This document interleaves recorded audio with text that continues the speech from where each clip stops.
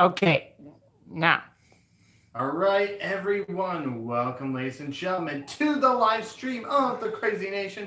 I am your host, Cody Tyler, and with me today is a special guest and dear friend of mine, DJ 14.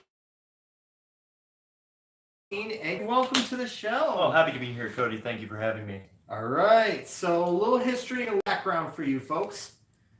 Dave actually got me into YouTube through Bible College, which is a TV show, which we will hit the history later on today. We are doing some filming for that, but right now, welcome to our live stream.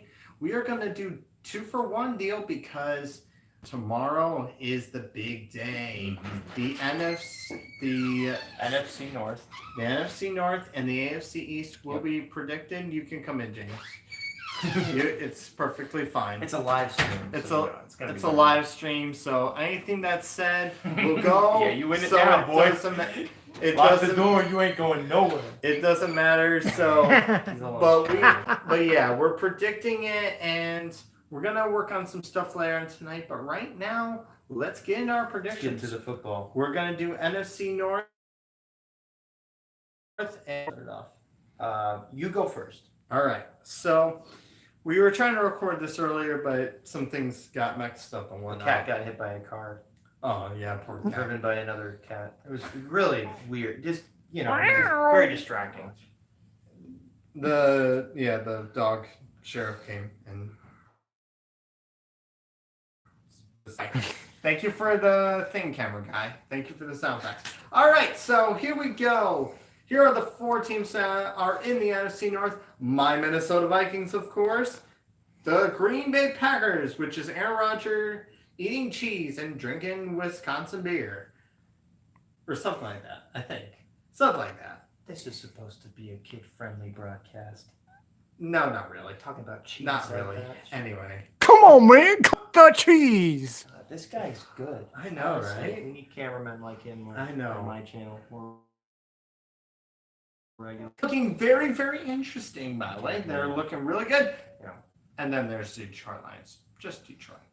All right, so here we go. You know the drill. We will go ratings from 4 to 1. So let me begin with number 4 will be the Chicago Bears. The Chicago Bears are looking pretty now. They've got who's got a lot of talent around. Who? Trubisky.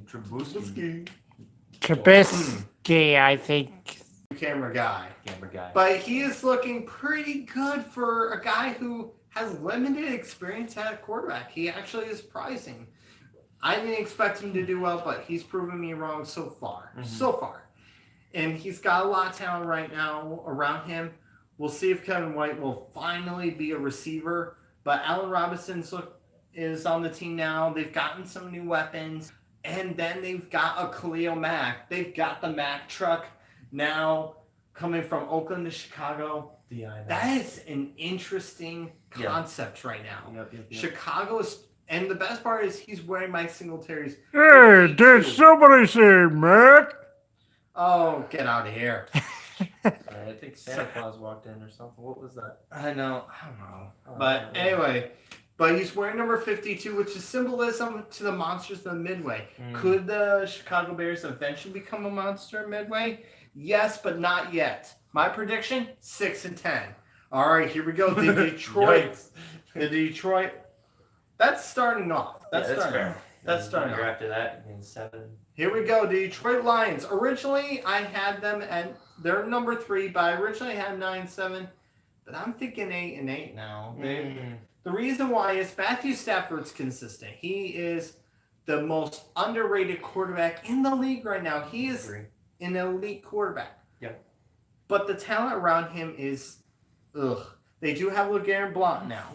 But the Golden Tate. But the running game, the receiver game isn't exactly what I would call. They're average, above average right now. So I don't really think they're that next level team right yet. Yeah. So they'll miss the playoffs. Hopefully, eventually they will get somewhere. But Matthew Stafford's had how many different coordinators and coaches now? He's had a lot. So it's really smaller window now because he's almost on the wrong side. If he's going to make a big playoff run for Detroit, they need to do it within the next few He's years. still in his prime, don't you know? Right. But it's hard because that division is so loaded Yeah. that I just feel bad for Matt Stafford. Like, honestly, you if he put him were on in a different if you put him in division, Minnesota, they would be Super Bowl caliber. Like, that would not even be a question there. But which we'll get to in a second. We'll get to that in a second. But it's just really difficult for Detroit. So, yeah, Detroit's not in good shape right now. But anyway, number 2, and this is going to hurt because I really don't want this, but number 2 is going to be Minnesota. And I know that shocks everyone. Everyone's probably bursting out on YouTube like, you're a Vikings fan. How can you put them number 2 and put the Packers number 1? Yeah.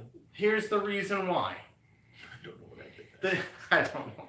The defense is great. It's been a while since Minnesota has had one of the best defenses in the league. The last time was in '98 when they or in like even when Brett Favre joined them in 2009. Good defense. That was a great game.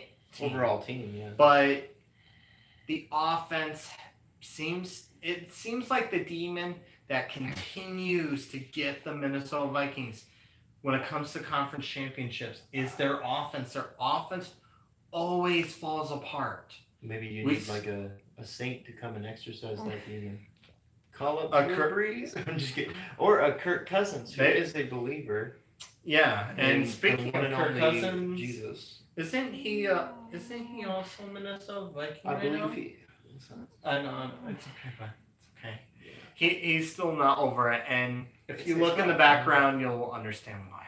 But anyway, so. But the problem with Kirk Cousins, and this is where the offense part comes in. Yeah. He was great in Washington. He made them a good team. He made them relevant. I mean, his quarterback play elevated that team higher than what they were, and it was very productive. Like he was a productive quarterback. Like you could hang your hat on Kirk Cousins. You're like, yeah, that's and it was a middle tier team. Yeah. And now you're at that top level now with the team that could win the Super Bowl. Could. And I'm very bold enough. I think Kirk Cousins is very much on the similar tier to Matthew Stafford. Oh, absolutely. And a lot of reasons, I think the fit is very good. Right. On it. So. But I'll get to my picks soon. I know. But the ultimate thing is, with a new offense coordinator, a new system for Kirk Cousins, he's going to struggle at least at the beginning anyway. And that's why I'm nervous for Sundays, because the 49ers have had a history of beating Minnesota at home. And not at home, but at week 1. So it's a very tough scenario to be in for Minnesota. And Jimmy Garoppolo has a hot hand right now. So that's going to be a little bit tough. So that's why I'm picking Minnesota as number 2, because I think they will struggle. I'll get to the record in a second. But first, the Green Bay Packers, and the reason why they're number 1. Why? Here's why. It is because of one man who continues to be the bane of my existence. The thorn in your side. Yes. The one, the only Aaron Rodgers. And they did say he was a big threat in the NFL. Thank you, camera guy. Thank you, camera. But the camera has a voice. The tough part about the big thing about the Packers is they've always had a decent quarterback every time for a while. For a long time. I mean, since the 90s. Since Brett Favre left, though, Aaron Rodgers has really lived up to the expectations. Yeah. In fact, he set his own standard. Yeah. Now, we could spend all day arguing who's the better quarterback. Consistently wise, Aaron Rodgers is better. Yeah. As far as winning big games, Brett Favre, I would say. That's a tough one. It really is. It is. When it comes down to it. Yeah. There are two different styles, which makes them that much better. And you saw how it was with Aaron Rodgers. Sure, he struggled against Minnesota before Anthony Barr hit him. Yeah. but they were starting to roll when he hit them. So that killed a lot of momentum that they had. And I would say, no matter what the conclusion is, Green Bay Packer fans have been pretty spoiled. They have. That can be, no matter who you think is better, they have had pretty consistent. And who knows? Maybe they'll make Deshaun Kaiser an actual quarterback. Maybe. But here's my record for both teams: 13-3 for Green Bay and 12-4 for Minnesota. Both will be playoff teams. Minnesota will be a wild card team, but they will make it further because the one problem with Aaron Rodgers, if you shake him up enough, he will struggle big time. Yeah. And when it comes to big games, just like Minnesota, he has choked. The only difference is he's won one. They're really good. Defensively, they're not. Yeah. And it's an offensive game right now. It is. So, well, going into it, I think this division is a very entertaining one. It's a very fun one. I look forward to watching a lot of these games. They're the black and blue division for a reason. Well, they've returned to it. They weren't for a time. There was more of the green and yellow beating up on the others. Yeah, exactly. So, but it's always been there's always been teams coming out of that division making sure that you remember that division exists. And they're very interesting. So, and that's classic football over there. I mean, it's just, you look at it and it's old. It's old school. It's fun. Right. So that being said, absolutely. My number 4, my bottom tier of that division, which again, you have to understand, this is a very good division. You take any of these teams out of the division that it's in and put it in, say, the AFC East, all of a sudden they become number 2 or number 1. Yeah, I mean, they're very much up there. Absolutely. So with that being said, my number 4 is going to be Detroit. Now the reason that was the couch. See, I'm not farting. Detroit. The reason I say Detroit is because as a guy who lives near the hometown of Matt Patricia, I am very much happy that he is no longer in New England. The reason I say that is because I'm tired of hearing about people cheering for New England in a state like upstate New York, or a place like upstate New York. I'm off to a good start. So that being said, I'm like, okay, I'm glad he's out of live stream. You're getting it fresh right now. So I'm glad he's out of this area of New England, or he's out of New England and now he's with Detroit, and I'm like, great. But at the same time, you watch that Super Bowl. That was not a defensive Super Bowl. There was not good defense in that Super Bowl. That was his calling card. But my issue also is usually New England has a manner of success regardless, right? Like they're going to get in the playoffs and they're going to have chances to make plays, and the defense is going to have chances to make plays because often teams just overthink playing the Patriots. Run at the 1 yard line. Kick a field goal, like do things like that, and then all of a sudden they don't have the rings that they do. Right. However, the fans of New England have had a lot of fun times because other teams have overthought, beating them. They've beaten themselves before they beat New England. That being said, I think Matt Patricia, like many of the coordinators in New England, have benefited from that. I need to see him show me something first outside of New England. Not many of the coordinators have been able to do that. That being said, I do not have a lot of faith in Matt Patricia, but I like him a lot better because he's out of New England and he's a local guy, so that's cool. Not going to tell you exactly where, but in one of the close by cities, he is a guy that grew up here. I know people that know his family. I mean, it's just like cool. It's a neat thing. So if he was here, I'd say I'd wish you the best, but I want to see it happen first. So I think Matt Stafford is going to do some amazing things there, but at the same time, I think that they could easily fall apart this year, and everybody could think that they're terrible, and then they bounce back next year. That being said, a minor note, just to go ahead, hit on that. People don't realize too, like with Bill Parcells is the greatest coach in my opinion because look at the success he had and the coaches that came out of his system, Belichick included. Yeah, the tree of. And with Bill Belichick, not many coaches that have come out of his system have had success. Right. Josh McDaniels, for example, he got Denver 6-0, and then they fell apart the rest of the season. And Matt Patricia's defense last year struggled in the first part of the game, portion of the season, and part of that.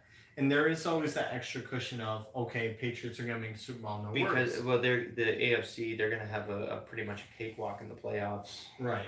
Yeah, I mean they always are gonna they're gonna have A lot better over the season. Yeah. But basically, like always, they were always dependent on Brady. right. So that's throwing why, two wide open receivers. which is why I went with 8-8, because I agree with you. Matt has to prove himself as a I head could coach. so easily see that team falling out. Like I could see the bottom falling out. Like I really could. I could see 7-9. Okay.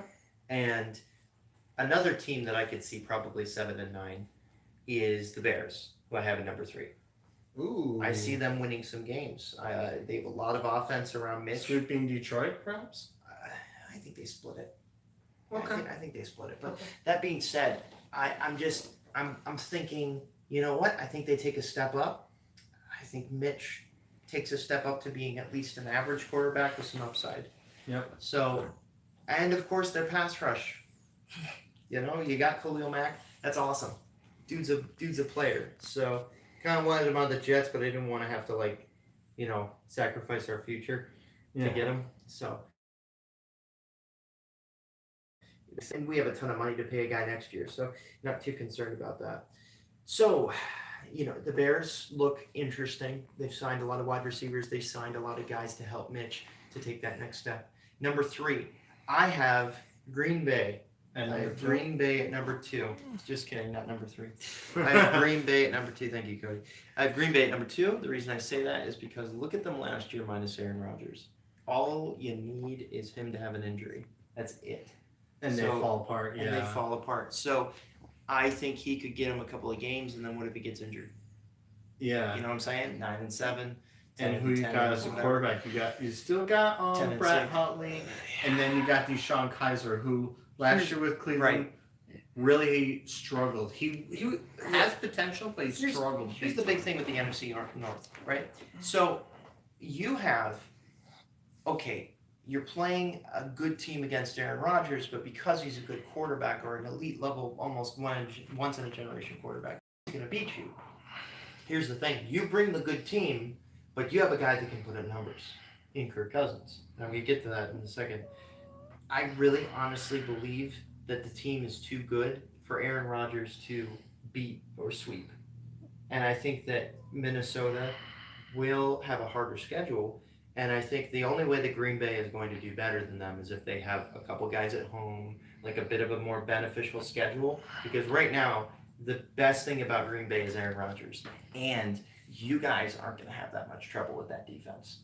No, you're not. So Their defense they're is not the going worst. to stop you from scoring points. And you can stop Aaron Rodgers or at least slow him down from scoring points. Right. That's what I'm looking at. And I'm saying that I think Aaron Rodgers is going to do some phenomenal things. He's going to do his thing, but they are going to live and die by him. But when you match up those two teams together, as a team, Minnesota is better. Right. All you have to worry about is that one guy. If you can slow that one guy down and just continue to march on as a machine, you've got that division. What's the record for both Green Bay and Minnesota, in your opinion? It's yours, but reversed. Oh, wow. Yeah, I would say 13-3 probably for the Vikings. I could be wrong in this. I'm really high on the Vikings because they added Kirk Cousins, who I think is better than Case Keenum. You know what I mean? He is an upgrade. I'll give you that. At least he's more consistent than Case Keenum. And the reason I say this, though, is like Kirk Cousins on the Redskins was the Redskins team. He was Washington's offense. He was like when I watched Washington, I was like, he is that team. There's Kirk Cousins' team, you know. So that being said, I look at it and I say, hey, this guy's got a team around him. He's not just dragging them around. He can play. He can have a lot of fun with some of the weapons on that team. Absolutely. So I take Minnesota as number 1. And the reason I say that is because Kirk Cousins has elevated a team before. The guy can play. You just put a good, not great, can play great, but usually is decent to good. On a scale of 1 to 10, I'd say he's a 7, not a C+ quarterback. more of a B plus quarterback, but a 7 out of 10 means a little more like he's not just up because 5 is average. Fitzpatrick. Yeah. 6 is Tyrod Taylor, above average, where he can run or he can give you something where he can throw it deep or he gives you another element. Whereas Tyrod Taylor can do 2 things really well that are above average. Kirk Cousins can do most of the stuff above average, which is exactly what you're looking for, right? Because that'll take a not so good team and win them some games, just like he did up in Seattle. But when it comes to taking a really good team, now it's just like you plug him in and he's gonna he can elevate, but he can do whatever you need him to do, right? So he's gonna put the ball in the hands of his playmakers. If it doesn't happen this year, and I'm wrong in this, it'll happen next year. Right, and it's the big thing with Minnesota's it's Super Bowl and bust for us. If you don't for the get next to the 3 Super years, Bowl in the next 3 years, it's a total bust. Here's the thing: if Aaron Rodgers did get hurt, Green Bay would be 7-9, in my opinion. Because they could. Here's the thing: I think Brett Hundley did okay, considering. Sure. Yeah. I mean, he had some big shoes to fill in. I know Green Bay is like, oh, we want him to do great. I understand you have that concept because of Aaron Rodgers doing great and Brett Favre's thing. But Aaron Rodgers also by himself, he would have been a starting quarterback regardless. Mm-hmm. Even if Green Bay did not drafted him and someone did earlier that was struggling. That's true. Like, I think with an average team, he could make them average. Mm-hmm. Mm-hmm. So, I think with Green Bay right now, they are having the players that will eventually make them better, just not yet. I think they need development. Aaron Rodgers has an amazing skill set. He can do things that Brady can't do. Let's be honest for a second. Yeah, that's true. Also, he does benefit from some of the rules that they use. I've seen him play pass interference, things like that, just a little cringy, where I'm like, you're so good. Don't do that. But you want a talented actor, man. He's great. Yeah, he's pretty, whatever. So that being said, I'm just saying, I think Minnesota has that division. So, that being said, I take Minnesota. All right, absolutely. And not just saying that because you're here. I know. All right, so let's move on. AFC East. The Patriots, the Jets, Jets. Woo-wee. And the Vikings. All right, check it out. Oh, sorry. Wrong division, my friend. Okay. The Bills. Bills. Oh. And then there's the Miami Dolphins, who have been nothing more than a shadow of what they used to be. But there you go. There you go. All right. So here we go. Now this is definitely, Dave. This is your division because you're a fanatic Jets fan. What was your first clue? All right, let's try. But you know this division the best. This is your ball game, sir. This is your play. I want to see what you got. I'm not biased. I need to get that out there. There's no bias whatsoever. I have no,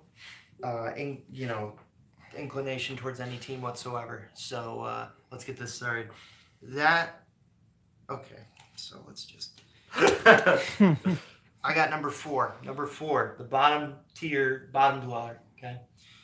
All right. So this team had a great surprise year last year. Their quarterback, Andy Dalton, did very good for them, and he was able to get them where they needed to go. He broke since Clinton, not the one Clinton that was trying to run for president. Since a Clinton was president, they were in the playoffs. Some of their fans talk smack. I don't know why. Most of their fans are lovely, wonderful people. Especially the more west you go. More east you go from the location. It is the Buffalo Bills. I thought that was Tyrod Taylor, not Andy Dalton. No. Yeah, well, yeah, that's what I joke about. They threw Tyrod Taylor out of town for getting them to the water, and Andy Dalton made them drink. It's funny that the hero quarterback isn't even theirs. That's so Buffalo. But anyways, I respect a lot of my fellow Bills fans. However, this is not your year. Especially Mr. Wolf. Hats off to that guy. Love that guy. What a man. What an absolute, just I'm sorry. Josh, if you hear this, we love you, buddy. We love you. I don't think the team is going to be better than Miami. I could be wrong. These two could flip-flop depending on the situation. Heck, the Jets could. I mean, any team could have a bad start to the year and it could just fall all the way through. But I think Buffalo is going to have a lot of trouble because, and I'm just going to try to make this rant short. Buffalo tried to throw the best quarterback they had since Doug Flutie out of town, just like they did with Doug Flutie. And in fact, for years, they were saying, Doug Flutie, we shouldn't have done that. We shouldn't have done that. And then they look at Tyrod and they say, well, he doesn't throw picks. And he's not Tom Brady. When in reality, just like what happened with the Jets with Mark Sanchez. That is an interesting idea. Well, the roster started to deteriorate around them. I've talked to Bills fans and said, why did we get rid of Sammy Watkins? Like, if your quarterback that is currently on the roster is good at throwing deep balls, why do you get rid of your best deep threat? And then they start to say he's boring, he doesn't do as much, whereas a decade of guys throwing picks was totally a lot of fun, wasn't it? I mean, come on. Rob Johnson, but you get what I'm saying? the worst starting quarterback in history. Well, let's not get ahead of ourselves, that's not true. But at the same time... For Buffalo. That's quite a list. But the reason I say that, though, is because it's like, I liked Tyrod. In fact, when Tyrod played the Jets, he made me nervous. He was on the other team, and I was like, I don't want him in my division anymore. Yeah. Right? It wasn't just Tom Brady that could give us trouble. It was also Tyrod Taylor. And when that was listen, I'm going to take you back to 2015. That was a good Jets team in 2015. The most well-rounded team we've had in a long time. And Tyrod Taylor beat us twice, right? Darrelle Revis, all those guys on the other side. He played very well, Tyrod Taylor did. And again, Rex Ryan, under a Rex Ryan team, he played well. Now, what I think with Buffalo, because there's so much turmoil, because it's such a rotating door of just, all of the mediocrity and all that you have the new guy gets the benefit of the doubt. So the new coach, because he's new and because of the what if, the grass is always greener on the other side. Mm-hmm. They get rid of a guy that's already proven himself because rebuild, because the idea, it's a short-term fix, but it creates a long-term problem. They finally get in the playoffs. And yet they throw the only guy that has been the best quarterback for that decade out because of the what if, because of first-round quarterback with a big arm and fits more to the new coach's style, because the new coach is safe because he's new, not because he's been good. But granted, this coach has actually been good. Watch them throw him out too. Why? Because if you're in Buffalo about Nathan Peterman. Right. But if you've been in Buffalo for a little bit over a short amount of time, you're out of there. Why? Because they want to rebuild every time that something doesn't go right. You can't rebuild every couple of years and expect to do well. Yeah. That being said, I'm going to wrap it up. This is why Cleveland is terrible. But I respected that the Bills got there. I thought that was cool, but I was also mad because they stopped us from getting there in 2015 when they had nothing to play for. But the point I'm saying is, I do not pity the fact that they have a roster offense deteriorating around Tyrod Taylor, and now they put in their guy who's new. Grass is always greener on the other side, and he's going to suffer, and they're going to throw Josh Allen out of there. And I don't think Josh Allen was a good pick. I was very skeptical of him.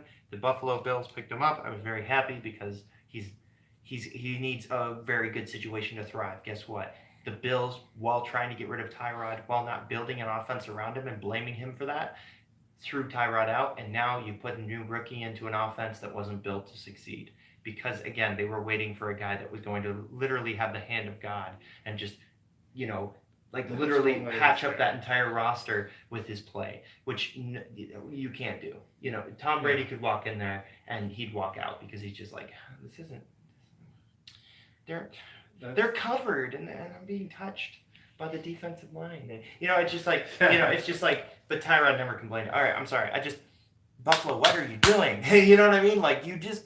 Hey, let's go. Living in upstate New York, I have to deal with the Bills all the time because they're always on TV blacking out my Jets. I'm just like, why are you getting rid of this guy? I know that drives are stalling, but guess what? You got rid of receivers. You're losing your O-linemen. You're going to be bad this year. I'm sorry. You just are. Even with McCoy and Benjamin. And Andy Dalton can't save you this time. Find your own quarterback. And don't throw him out because he's not Tom Brady, because even Tom Brady has said, Miami has a bet, was in the playoffs pretty recently, and I'm not saying the way that the Bills were in the playoffs because they got rid of the guy that took them there, but Tannehill played well. Tannehill can play, right? Yeah, he's, maybe out of 1 out of 10, he's a 6. You know what I mean? So he's okay. Surround him with he's got a decent couple of wide receivers that they put in there. Their defense is stingy, but they also get burned. But they can beat New England. The Jets do it once every couple of years. Miami does it almost once every 2 years. I mean, there actually is quite a rivalry there. So that being said, Miami, I take it number 3. New England number 2. I'm kidding. So I was about to say, dude. In a few years, yes. Yeah. Soon, very soon.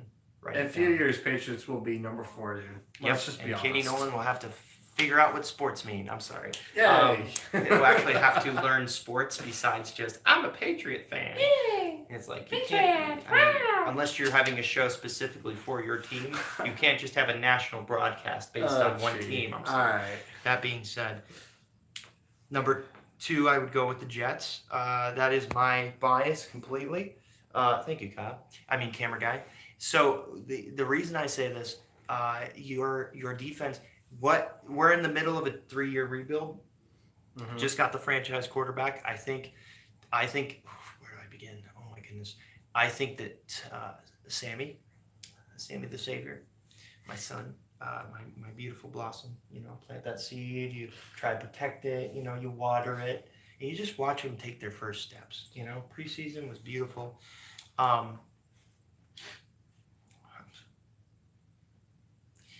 I'm really excited about Sammy. And the reason I say this is because when the draft happened, I said, maybe we'll take Baker. I like kind of everything I liked about the guys that I thought would be available to us, Sammy has. Mm-hmm. But also the negatives I didn't like about those guys, Sammy doesn't necessarily have. The only thing I'm worried about is the turnovers, which, okay. Brett Favre did that. It's going to happen, and it's going to happen his first year. So when he has the turnovers, you're going to see Twitter light up, he stinks, the Jets. People are so lazy with the Jets. They stink. Why? Because narrative. I don't know. I'm not going to watch. And they don't look at the team. This Jets team was in pretty much every game that they had last year. They beat Jacksonville. They beat the Chiefs. They beat good teams. They would have beaten New England, but, narratives and, the superstar team has to win. So, again, we would have beaten New England, at least in our home game, but they not only turned over a touchdown, but they actually gave it to New England, which I'm not even surprised at this point. People are always like, how does New England get the calls? And I'm like, you're asking that question still? They just do because they have superstars. And I think the league, wants the superstars to succeed. So, when in doubt, give it to New England. So I think that, we're not going to, until we have superstars of our own, I don't think New England's going to, I think New England's going to be number 1. You know what I mean? I think it's a star-driven league. I think the league is terrified of letting people like Jacksonville in the Super Bowl until their stars start to develop. That being said, the Jets have a very stingy little defense, like a defense that bends but doesn't break, but that just got better. And that secondary is really good. The depth, I'm a little nervous about, which is why we're in year 2 of the rebuild. We're getting depth next year, and we're getting more starters next year. But our O-line can be average if everybody's healthy. And everybody's freaking out about the O-line. Not everybody was in the preseason. That O-line can be average if healthy. Brian Winters was a very good player, but he unfortunately suffered from Wesley Johnson not being a good center. Brandon Shell is actually a good young guy that we got in the 4th or 5th round. I'm excited about him. And our left tackle needs to get back in there. Loves the Lord. Awesome guy. He's a good player. So again, there's good players on the line. There are good players on the line, and we just got Long from Washington, so he's a good player as well. Our O-line, I'm not worried about. Our wide receiver core, people don't really know them because I think not national broadcasts are just kind of like Robbie Anderson. They're just kind of looking at national games and all that stuff, and they're just kind of making their conclusions on that. You can't really go into depth for every team, but fans can. Let me tell you about why these guys are good. Curse was amazing last year. For being a pickup, he was a very good player. Right. Not a 1,000 yard guy, but a good wide receiver. very good possession guy. Robbie Anderson is on the Put him in the Pro Bowl. Like he was on the up and up. He was playing fantastic. He's a poor man's Odell. You know what I mean? Yeah. Although yeah. His But, off-field issues are something, but I Right. think that's him Thus being being young. very Odell-like. But Yeah. and then of course Quincy Enunwa posted, I believe, an 800-yard season with Fitzpatrick, and McCown gave Robbie Anderson an 800-yard season. I mean, seriously, this core looks great. Now, our tight ends, we've got some potential guys that might come out this year, but I really don't see them as Not a strong Stephon, unit. not Stephon Jenkins anymore. No. But you know what? I mean, they figured they could replace his productivity with some guys, so I say go for it. That being said, I'm not. What am I nervous about? I'm nervous about the line, but I'm the defense. Our pass rush is almost non-existent, so we need to really not give.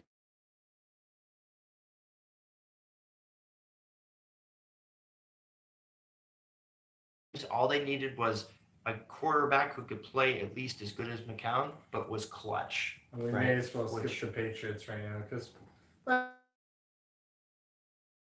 let's be honest. Well, as long as Until Tom Brady it- retires, what happens with the It's gonna Patriots, be- they start to expose their weaknesses, but Right. then all of a sudden a controversial call happens and they somehow get a cakewalk. I mean, that's what happens every year. I mean, you could study this. It's pretty obvious. It's actually not even a question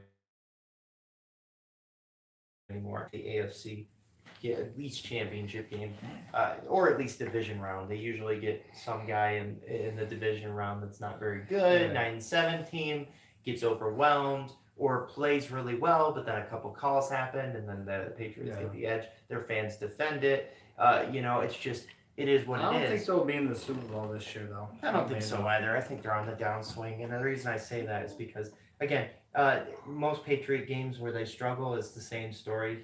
They have a couple outs, and then all of a sudden it's like they literally all of a sudden here comes the yellow flags, pass interference. You know the story. They're at the goal line, Yeah. easy score. So All right. So it's gonna be a fun conversation. Here we go. At number 4. Oh, by the way, you never did records. oh boy. Well, if you all wait until the end of the day, Yeah, let me. All right, you'll think about it. I'll do the records for mine as we go. Number 4 will be the Miami Dolphins. The reason why Miami Dolphins will be 4th place, I know a lot of people are saying, "Oh, Ryan Tannehill's coming back. Oh, we're going to be better." Time out. First of all, you lost one of your best receivers in Jarvis Landry. Why did you get rid of him? The only thing you have is Devontae Parker, and he's not really that great. Stills, right? Stills was made. He was made okay by Drew Brees. That's it. He's never really been that great of a receiver. He's an average receiver. Okay, I'll take it. Kenyon Drake, horrible replacement for Dejay. What were you guys thinking? Why did you get rid of the best player you have? He had him winning a Super Bowl. Sure, he had attitude problems, but that could be also on the coach for not being strict enough. Adam Gase is a young coach, so he still has a lot of potential, but he's on a team that needs to rebuild, and they really need to retool. They need to change in order to catch up with the Patriots. Because the Dolphins were at the playoffs a few years ago. But the problem is a lot of the key players that were part of that are not there anymore. Right. And Tannehill doesn't have a lot of upside to him because he doesn't have a lot of players around him. That's fair. He's an above average quarterback with a below average team right now. And here comes the fun part. Number 3, the New York Jets. Okay, I am just going to thank you, camera guy. All right, so I am going to very humbly and maturely disagree with you so much on the Jets right now. I'm going to be polite when I do it, but it's going to be a rant here. Why, Jets? Why? Why did you get rid of the guy who could have taken you to a playoff record in Tay Bridgewater? I feel bad that Minnesota got rid of him. And I was happy when he went to the Jets because I'm like, there's a chance not only will he start, but he could guide this team to next level because Tay Bridgewater is a Pro Bowler. He is someone who has been there, who has been in the playoffs. He has performed well in the playoffs. And sure, Minnesota wasn't ready when he was there. But he has been there. He knows what it's like. Mm-hmm. And then you get rid of him. On a guy who, I'm not being mean to Jets fans. No, that's fine. That's fine. We're wonderful. When Sam Darnold was having the contract thing, Jets fans were ready to dump him by the sideway. They were really... Who? All a few the Jets, isolated guys on Twitter. No. A few isolated fans. I mean, in all seriousness. A lot of fans, but there was a magazine that literally said that Jets fans were booing. They were saying that Sam sucked. They said that they were basically ready to execute him because he wouldn't sign his contract. I gotta jump in here. I know you do. They were not happy about the contract thing. But that wasn't Sam Darnold's fault. It was on his agent, and that being very connected to the Jet fan community, I would say it's like me with a tie. I know. I would say, in all seriousness, the reason that there was frustration was because of the agent. Right. Jet fans love Sam Darnold. That is not. In fact, they were a little nervous he might be. Why were they having signs that were talking bad about him then if they were doing what that? sign? Because I really didn't see that. You know what I'm saying? Let me explain. There was an article that came out that was talking about it during his contract things, and it was explaining some of the Jet fans were expressing frustrations. They were saying the booing didn't. They call him Benedict Darnold. Actually, who? There were actually fans that actually had signs that said Benedict Darnold on it. Well, I'm not go to a saying strawberry patch. You're gonna find a couple of rotten ones. All right. Okay. But the point I'm saying is that the majority, if you looked at the pulse of the fan base, was more frustrated with the agent, and I can easily show anybody that. But I would also say the boos. It's hard to say like they were boos because I don't recall that being much of a story within camp. I think people like to have a certain narrative that sounds interesting, and Jet fans being a certain way is a lot more simpler than just being able to kind of look at the whole of it from an outside perspective. If you look at it and you're a news reporter, what sounds more interesting? Jet fans have had a bunch of different opinions on this. The majority of them don't like the agent, or Jet fans boo and are ready to get Darnold out of there. And then, a couple of the people in New York who are Giant fans are like, typical, and like, looking down at them and their little bubble of, I know. where the world is like Giants are always up here, Jets are always down here, and they have to lie to always make it seem that way. But that being said, I do not think that Jet fans as a majority, I know for a fact, Jet fans as a majority were not trying to get rid of Darnold because of the contract thing. And any of them that are upset, if you look at the majority of Jet fans, if you look at the majority of Jet fans that have their own fan bases and the most vocal, they are usually people that understand the process of a rookie. They understand that Sam Darnold is the best rookie we've drafted, and they are very much okay. You'll get some differences in opinions with every fan base. Which is why I don't understand why you get rid of Teddy, because here's the thing. Josh McCown, no offense to him. Josh McCown, yeah. He did great last year. He did better than Ryan Fitzpatrick ever. He did, yeah. Even though Ryan Fitzpatrick took you to the playoffs. No, he didn't. Josh had more consistent. He was He had more consistent. He was a little better. I know what you mean, but Fitzpatrick did throw like 31 touchdowns. Right. That was legit. But he also has had injury issues, and Teddy does too. Don't get me wrong. Yes. But Teddy right now, where he's at right now, he has that 2-year window where he could be a starter. Can we continue talking about this? I hope there's not, because this is interesting. For a second, like what you're talking about. I want to keep going with this. I hope that it's not. Oh, okay. Because I know you're only on number 3. Do you want to return to this, or do you want to keep going? No, let's keep it. Okay, because this is good TV. This is great stuff. So, because we talked about this on Facebook a bit, and I said, all right, let's save it for the video, and yet we're an hour in? I don't even know. Probably half an hour to 40 minutes. But that being said, here's the thing with Teddy and Sam. There's a good chance you're right. There's a possibility that you're right. But I would also disagree. This is why. When you look at the preseason, they were almost neck and neck. But the reason that Teddy looked good was he was against backups with backups. So you could easily say, well, he played well with backups. I get that. But Teddy even struggled at the last game against the Giants with backups. Right. So Teddy has a possible. Teddy was not in our future, right? He could have played right now, but here's the thing: what do you want for the long term?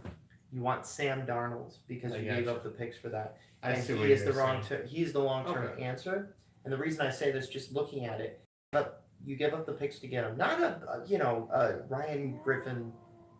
Robert Griffin III type haul of draft picks, but you are talking more a couple of second round picks, which we could part with because we made a trade earlier that people don't really pay attention to. So they're like, the Jets gave up 50,000 picks. And I'm just like, oh look, you paid, you looked at the Jets and in a news article post and you read it and you said, oh, they must be doing something wrong because narratives until proven otherwise, right? So I get that. They watch a butt fumble video and they just assume the Jets are going to be like that for 50 years. It's not true. Right. Like that's just one isolated, event. But that being said, a lot of people are very lazy in their takes, so they just like to assume Eagles fans are terrible people, right? No, they're not. But that's the narrative, right? They burned the city down. No, they celebrated in a couple of idiots. Yeah, but that was an idiot, right? Right. That was an idiot in a big city. Like, how many times do idiots do things? I work with an Eagles fan, and he's one of my best buddies is an Eagles fan, and he's a fantastic, knowledgeable sports guy, right?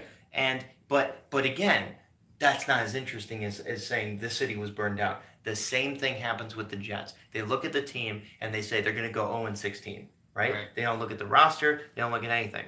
Yeah, people do it with the Browns all the time, although the Browns are pretty bad.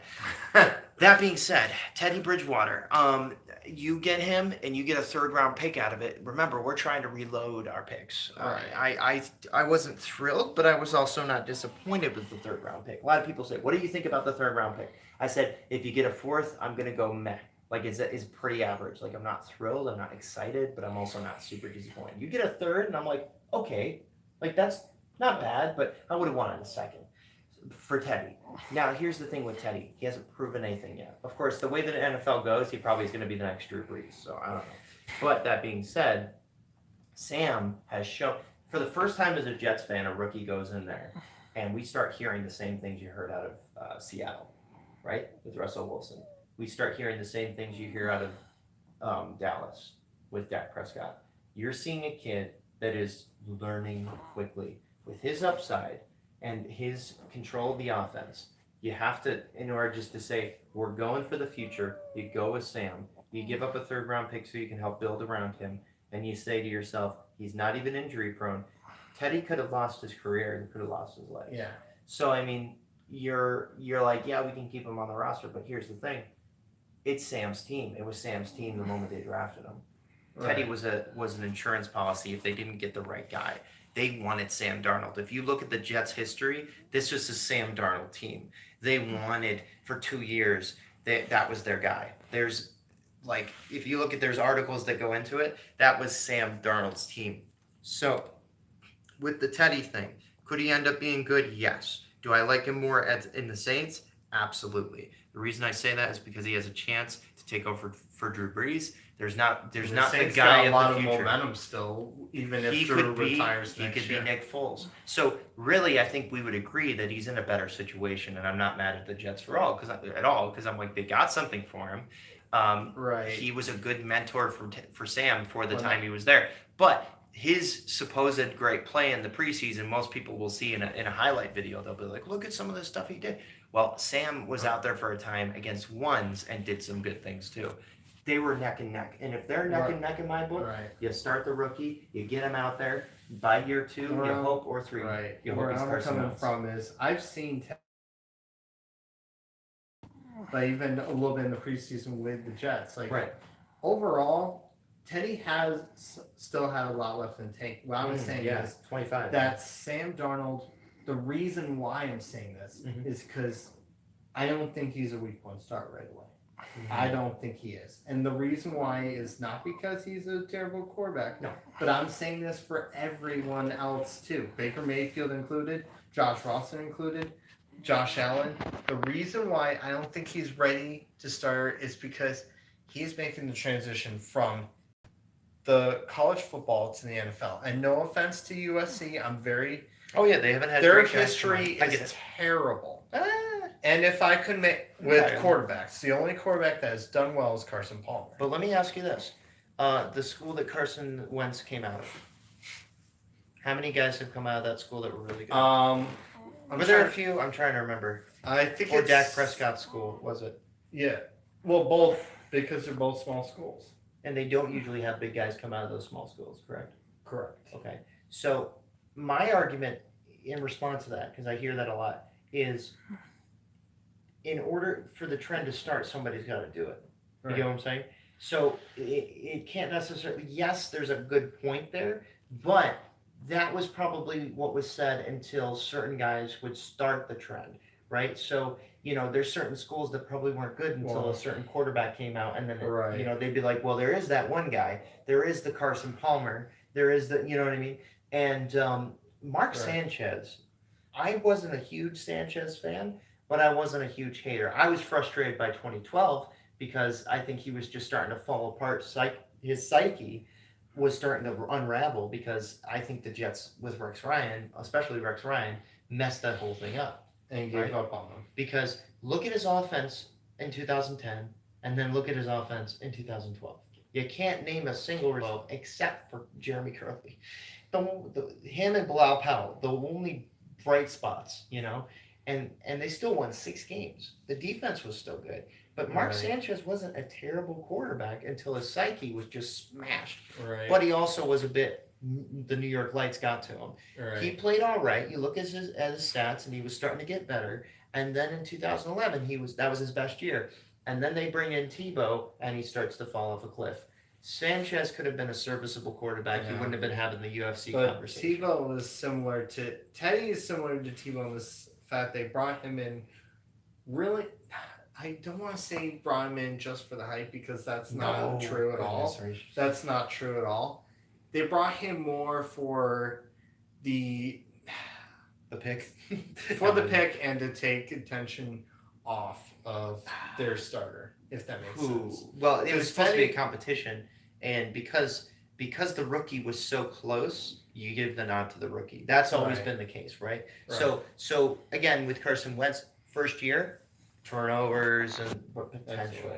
Potential. I mean, now there's a quarterback. With Tebow, though, that was a different story altogether. Tebow, the problem is that, and they didn't want to do this with Sam, is that if you struggle in your rookie year, not that it would happen with Sanchez, but if you struggle with your rookie year, all of a sudden the guy behind you becomes a lot more interesting, and especially in New York where you're used to not so great, you're just kind of like, I don't know, give me something good, So, and do I think that New Yorkers are going to turn on Sam? I think there's going to be a group of them that are kind of like the guys from other teams that are so used to bad that they're just like, just give me something new. If you can't, and it's got to happen quick. So the short-term the short-term kind of satisfaction of the heads rolling is good enough because they're like, at least we got something, So they're ready to axe anybody, as quickly as possible without being patient. So there's a group there that might say Sam Darnold isn't doing well as a rookie, he's a bust, blah, blah, blah. But you know what? The majority of New Yorkers say, we love this kid, he's ours. Sammy, it's about time, I'm a Jets fan. I've been waiting for him to draft a QB in the first round since Mark Sanchez. Okay, this is my boy. I don't blame you. And trust me, if Teddy was there and, whatever. But here's the thing, you don't have to worry about that now. You don't have Tim Tebow. And I even fell for the Tim Tebow hype. Okay? I had my jersey. It was my first jersey I bought. Because I like Tim Tebow. I love Tim Tebow. Good man. Still a good man. But he looks better in the Bantam Rumble Ponies baseball uniform. Yeah, our old stomping grounds. All right. Oh, yeah. And my eventual stomping ground someday. Yeah, it's a great place. Broome County. So that being said, good discussion.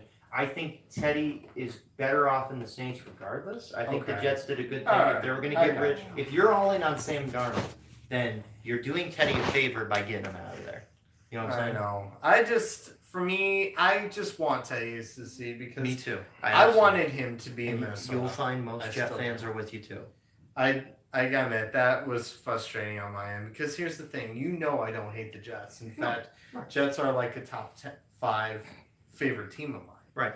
They're and I don't dislike the Vikings. I was a little sore over Kakaz. Yes, and maybe we should talk that, get that out in the open. Maybe let's just let it all out here, okay? Let's just hug it out, you know? But like I was really hoping that we could get a franchise guy. He was still kind of young. Mike McCagnon was really good at getting, free agent older quarterbacks to play well.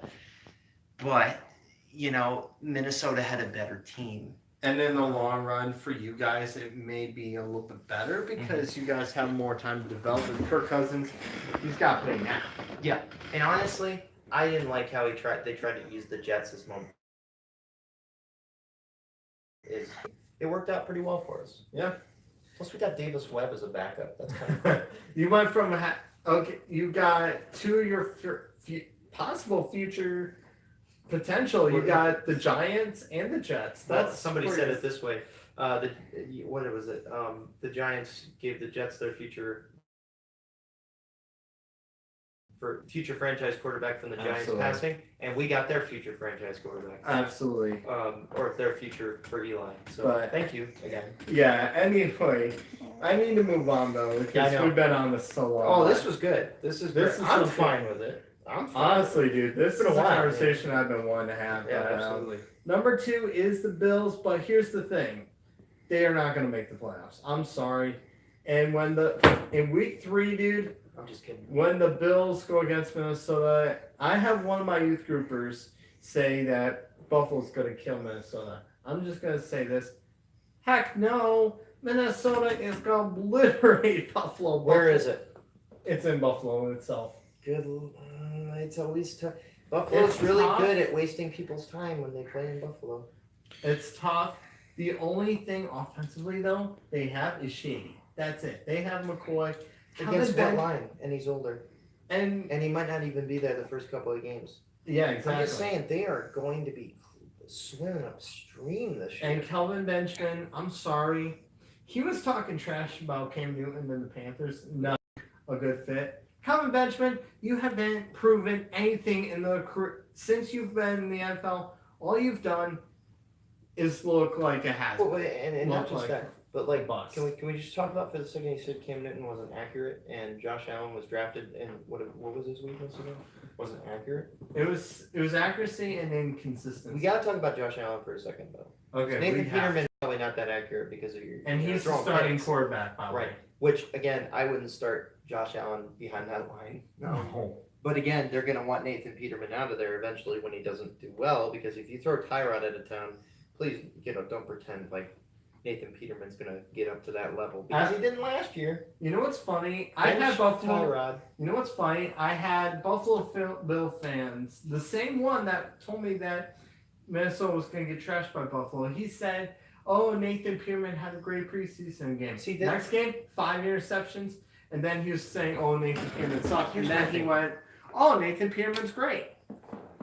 Bills fans, don't be delusional, please, because that bugs me. You guys there's a lot of people in that fan base that are intelligent, that have football knowledge, and that, the Jim Kelly fan base. Like, I love that. Growing up in upstate New York, that was what I like. Not this, we're going to kill you with our quarterback that almost broke a record for interceptions last year, and we haven't been in the playoffs forever, but you have a Super Bowl and we lost 4 in a row, so we're going to make fun of your team. Like, stop that, okay? Like, you of all groups, I feel like they're going to be like if they get good, they're going to be like the Patriot fans, where it's like, what did you suffer? Or the Giants fans. Just don't do that. Those groups, not all of them. In fact, there's a very good, the Jim Kelly, Doug Flutie loving group.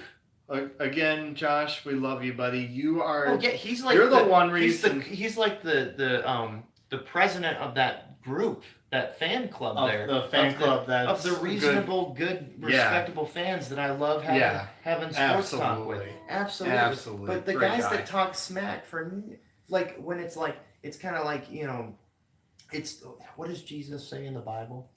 All right.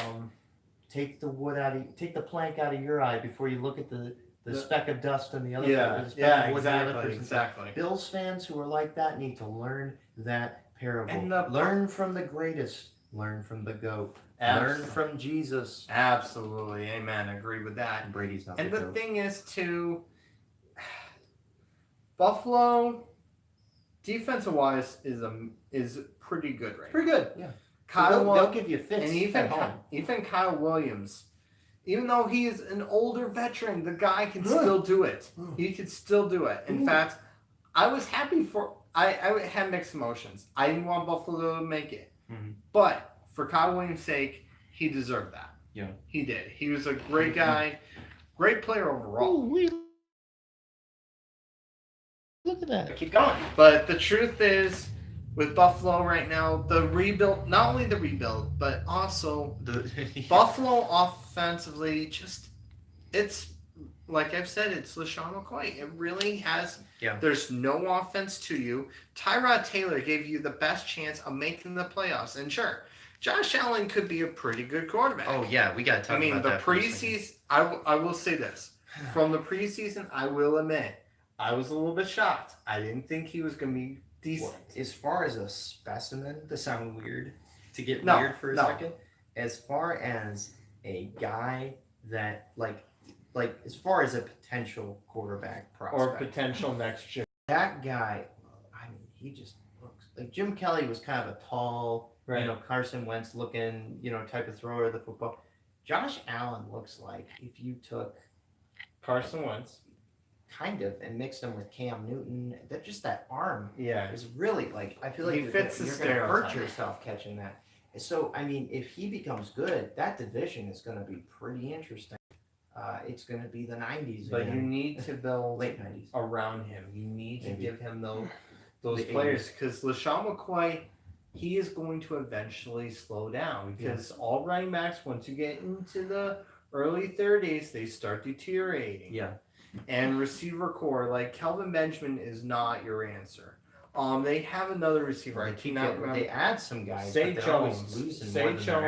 Say Jones is decent. He's all right. But he's a great second number 2 receiver. But you need to have that number 1. Buffalo doesn't have that. Right. Their defensive backs are okay. They haven't been really great since George Wilson left. Yeah. But right now, what they have is they have a defensive-minded coach that's very good in discipline. I respect him. Yeah, he's good. I mean, very good. There's two ways. But their offense needs to step up. Right. There's two ways this could go. It could either be getting in the playoffs saves him a few years, because that's basically like getting a playoff spot, like a participation trophy, was like their Super Bowl. It was just like, they were there for a week. And not just that, but that was such a big deal that might keep his job for a time, or the expectations after getting to a Super Bowl could be so high that, do you get what I mean? Yeah, there's a little more there is a little more pressure put on him now. And maybe they think it's kind of like charming to say like, we're cheering for him no matter what. But again, don't be delusional, right? Don't talk smack in a sense to say, well, I'm positive for my team. You got to be realistic. And realistically, Buffalo, they may not make the playoffs this year. But they can do it in a few years. They can. They need 18 or so to build. I know, not that far. I know. But they need to build around Josh Allen. If they want Josh Allen to do well, if they want him to have that career that they want, you got to give him weapons. And the fans got to give him weapons. And I've got to stay outside of my Jets mindset. The fans have to be patient. They do. Unlike with Tyrod Taylor. Whereas, Tyrod Taylor had a ceiling that was pretty decent when he had weapons. Right. Don't take away his weapons and then act as if he's not what you need. And truthfully, I don't know what people were saying about him. The guy is mobile. And if you look at what he did, even just with the Cleveland Browns preseason, look at how well he did. Yeah. In one game, 5 for 5, 95 yards. Oh, yeah. If Josh Allen reaches Tyrod Taylor level, that's a success in my book. Right. That is a success in my book. But unfortunately, I think the Bills fans' expectations are too great, because Tyrod Taylor's up here, and and they're expecting up here, which isn't going to happen. Right. You know, because again, Not you don't have yet. a team around. Not If yet. you put Drew Brees in there when he was in his prime, if you can't protect him, if he doesn't have people Who to said throw that to, Drew Brees isn't in his prime? The guy's it's still true. Yeah. playing well for a guy who's in his mid to late 30s. When they put Teddy on that team, I thought that might be my pick for the NFC Championship. Right. That's pretty good. But anyway, so, and we're not going to discuss the Patriots, but I want to say this quickly. The big thing that I'm watching for right now is not the defense. The defense, I think, will be better this year for the Patriots. Van Noy? Yeah. Van is underrated as a linebacker. He's really good. I'm not worried about their defense. Their defense will be fine. The issue is their quarterback of the future. They have Tommy Garoppolo at the last year. Yeah. That is their future, and they threw him away. I understand that Brady wants to play until he's 45, but honestly, the last few years, he hasn't been making the plays he should. I mean, you don't see it because you see how well he does in playoffs, but in the red quarterback games to them, he hasn't done well, and that worries me. The running game with bringing in Sonny Michael is a good idea. I think he will be a good running back, and I would even dare say he could be the future of the Patriots offense. Okay. The reason why is here's the thing. People are wondering why Josh McDaniels didn't take the Colts job. It's one reason. He's going to be the Patriots head coach. He will be. So That's not even a question. The reason why he backed out last second, which, by the way, Josh McDaniels, I had liked you at one point when you went to Denver, but now I'm not a fan of what you did. That was inexcusable. If you're watching this, it's with all due respect, but seriously, that was wrong. That was unprofessional. let the Jets win. And that was ridiculous. Yeah. And him taking over, he's always been a very pass-heavy kind of guy, Sure. even with Denver. But I feel like if the Patriots don't add a running game, and maybe Patriots fans will disagree with me, if you don't What have do they know? I'm just kidding. more of a consistent running game, because it is still a running game. Yeah. It's NFL's still a running game. Don't even let anyone discourage. Oh yeah, it's on a that. very important element to the actual. And I think if you don't build around Sonny Michael, then you're not going to get anywhere. And who do the Patriots have for a backup quarterback? Brian Hoyer. Yeah, so Hoyer, they're not ready for the future. the below average quarterback that I liked him in Cleveland, but he isn't your future. He's not going to get you anywhere. The guy's in his 30s. Well, the fans of the Patriots can start watching another sport when Brady retires. I mean, that's pretty obvious. But Hey, I mean, there's always the Yankees or Red Sox they can go watch. well, they probably could watch the Red Sox, but unless the Red Sox aren't good. But they were a Red Sox, I mean, that whole area was Red Sox Right. before the Patriots were good. So And to make a comparison for the Patriots, if I was to use wrestling, you're right, camera guy. using wrestling Go references, ahead. because he's from Boston, the Patriots have always been the John Cena of the NFL. Mm. Because John Cena is always he's always been the guy. He's always had the championship around his waist because Vince McMahon makes him that way, which is kind of funny. Vince McMahon and Roger Goodell comparisons there.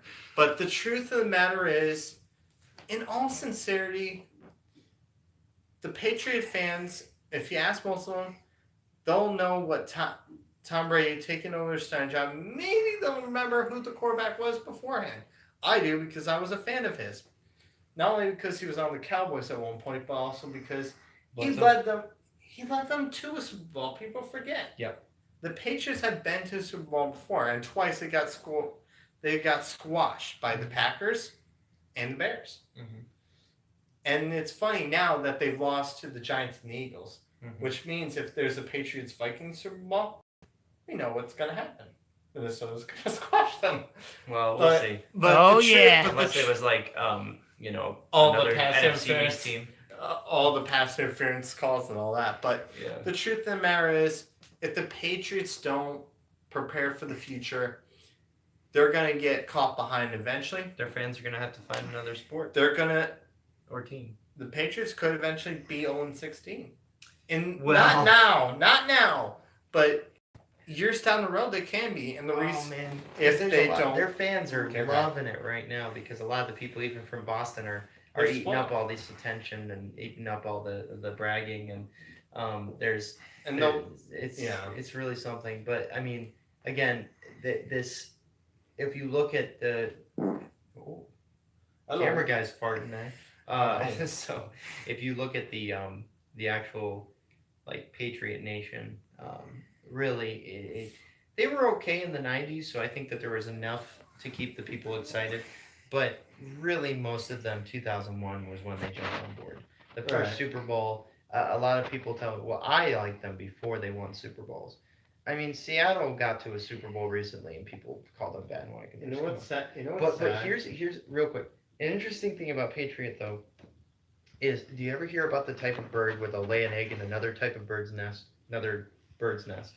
and that bird will be will grow alongside the other birds, but also get free food, and like it's disguising itself amongst another type of bird. Right. Patriot fans have had so much to keep their bandwagonness happy. Yeah. Where it's, what do you want for a bandwagon team?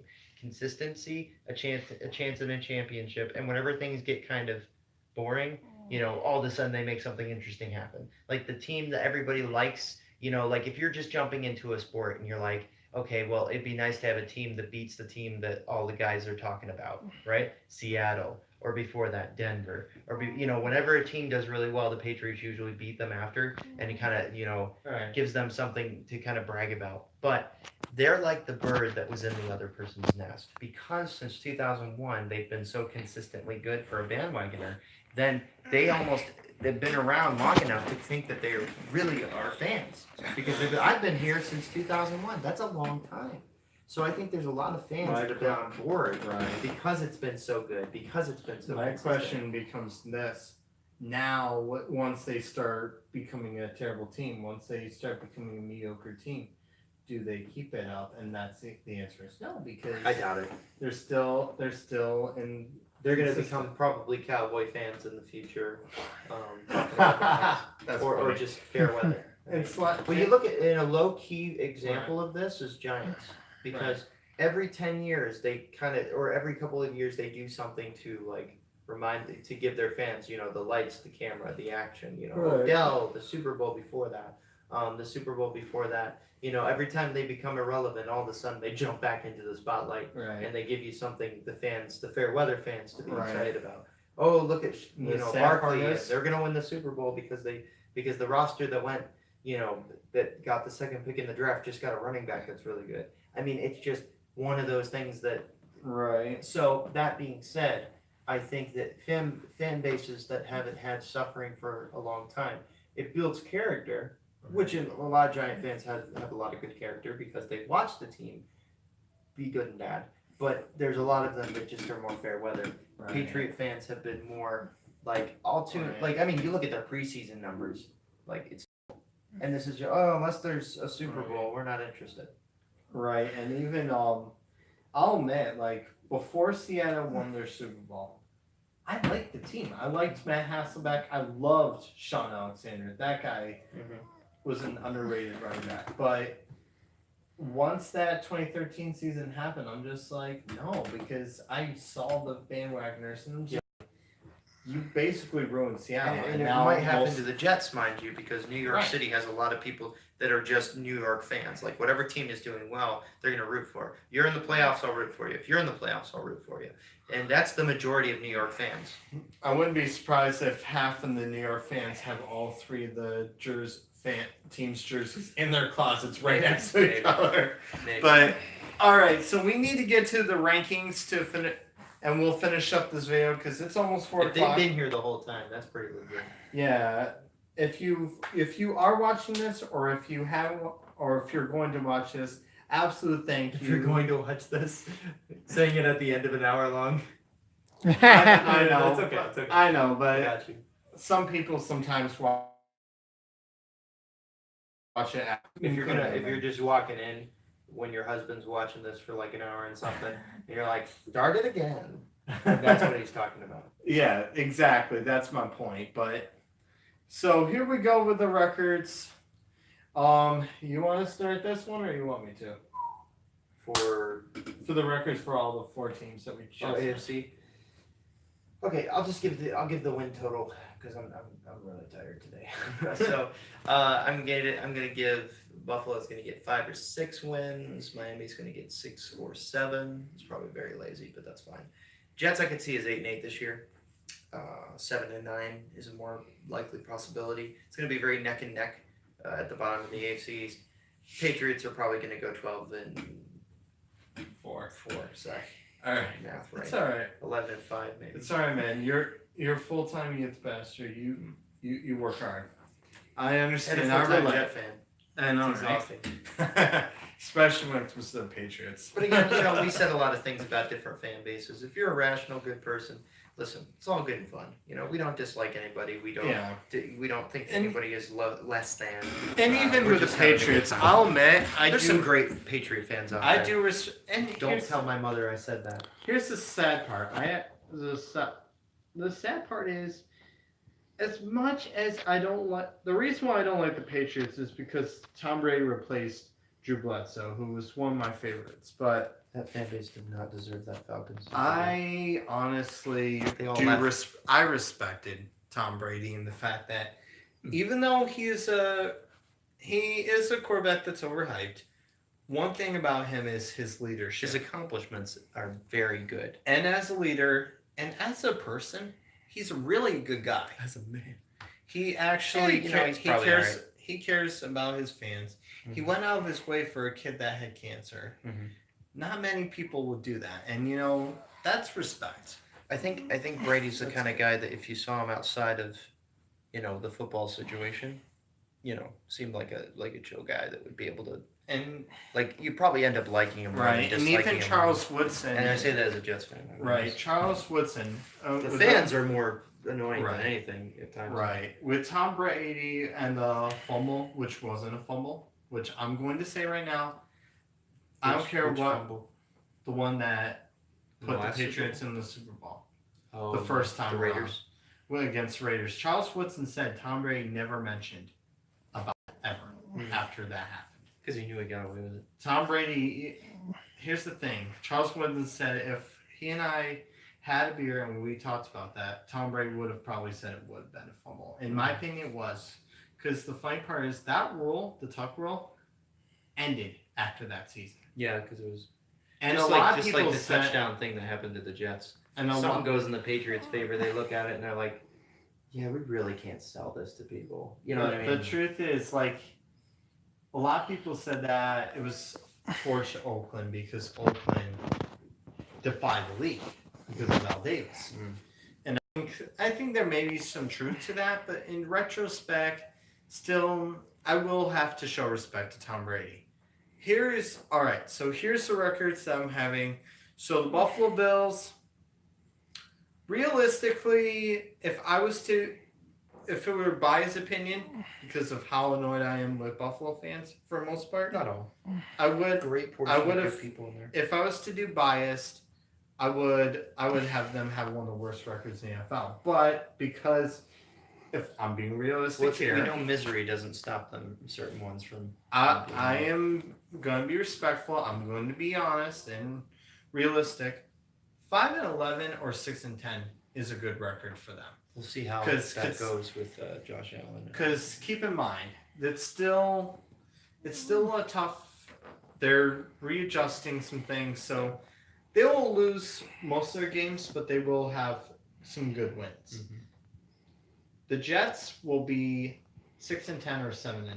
I think 7-9 is a better 7-9 with Sam Darnold is better than 7-9 with anybody else at the quarterback helm.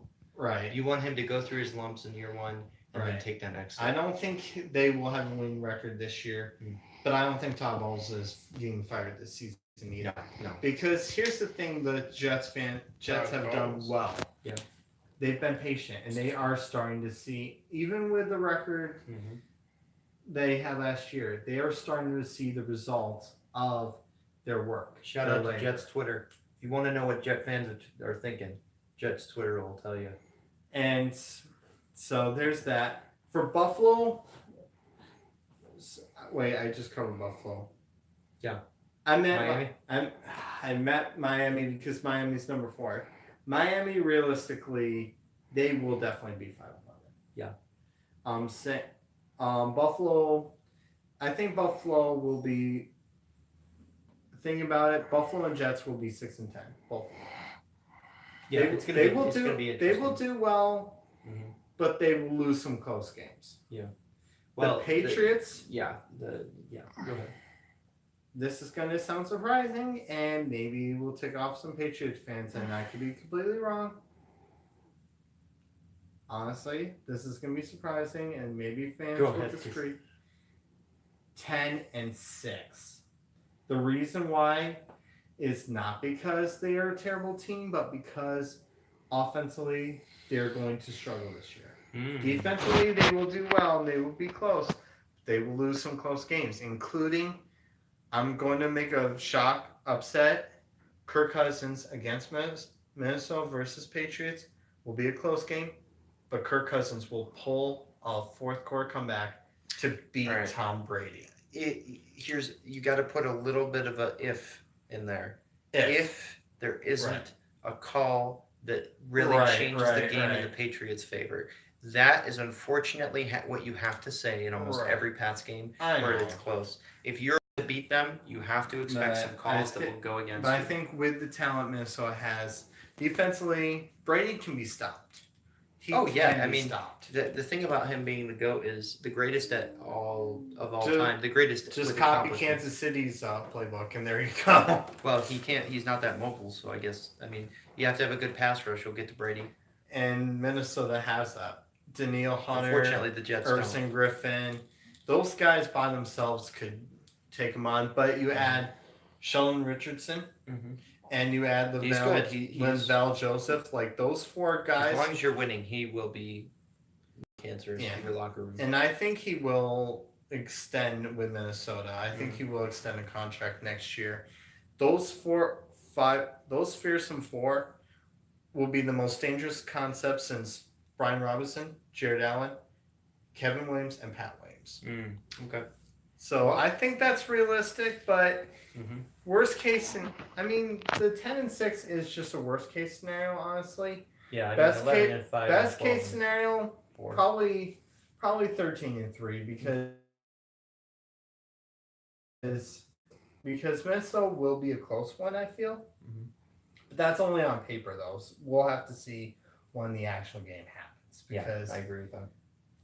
I mean, we could talk about the Rams being like the greatest team right now on paper, but when you get to execution, and I think the Jets secondary is a very good one. Doesn't have as much depth. That's a good secondary. If we find a way to get a pass rush, we can beat the Pats. Pending a bad call. If you get a bad call in there, we're gonna lose. I mean, a touchdown overturned and then give the ball to the Patriots. And give them points. I mean, that's literally just cheating at that point. Realistically, not that they're cheating. I'm just saying that is literally like you're not even. How are you going to beat a team when they get calls like that? And realistically, if we were to be honest with each other, last year Jacksonville should have made the Super Bowl. Oh yeah, they should have because again, they had everything. The struggle, the pass interference call, the goal line, boom, put them in, and then. It can't beat the Pats and the refs at the same time. And Amendola, the hero of that game, is now in Miami. Hey, listen, he could. And Julian Edelman suspended for 4 weeks. Yeah, I just wonder why people act as if they're still surprised that Brady is winning when you're like, he's gonna get the calls. I mean, they can dominate sometimes. But I'm talking about a close game. Can they win without the calls? If you're telling me this is the greatest quarterback that ever played and you have to get a pass interference call to march down the field, I'm sorry, because pass interference call that most of the time the announcers are like, that's dumb. Like, why? If you have to win by or the year before where it was supposed to be the 0-16 Jets and you needed You needed calls to beat that team. You're not the GOAT in my book. If you're Joe Buck, you wouldn't care because I mean, Joe Buck is one of the worst biased commentators in history. But yeah, he's as biased as Max Kellerman is on First Take. I know, right? But did you know he was a Giants fan? Because I had no clue. Joe Buck? No, Max Kellerman. Oh, okay. Yeah. I don't know. We don't know. He's a homer, man. He's a definite. You look up homer in the dictionary, it shows Max Kellerman in there, about to cry. Yeah, but truth be told, this video's gone on for a long time. Long enough. We're gonna be doing some filming. It's going solo. Camera guy. Whoa. Anyway, Hi, me. thank you guys for watching. Make sure you please comment, like, and subscribe to this channel, and subscribe to DJ14 too. Go ahead and show it.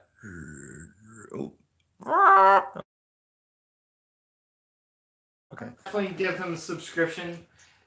Like and comment on this video, and also keep an eye on that bell. Make sure you click it for Keep an eye on the bell. Ding-a-ling-a-ling. Click it because you will get all of Click the it and you've got Crazy Nation your heart desires. Oh. And the DJ14 stuff as well. So Click that thank bell. you for Including the New York Jets. So if you want your fill, don't click the bell right over here You or want over your here. fill, Depending. click the bell. It rhymes. Yeah, exactly. There No, you it go. doesn't. It should. All right. But anyway, thank you for watching. This was And a that's fun all I vlog, would my like brother. to say. Shalom, peace. That's not what I thought you were going to say. I would say shalom, peace. Oh, I thought you were going to say stay crazy or something like that.